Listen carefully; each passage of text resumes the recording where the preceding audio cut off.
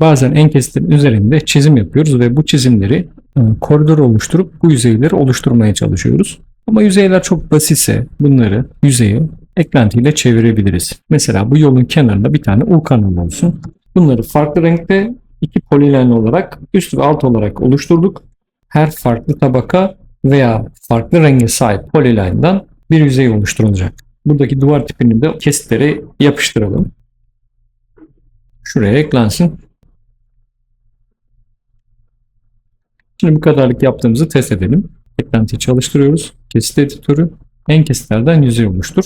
Burada patlatılmamış kesitlerden yüzey oluşturu seçiyoruz. Gerekli tespitleri yaptı. Buradaki yüzey isimlerini değiştirebiliriz.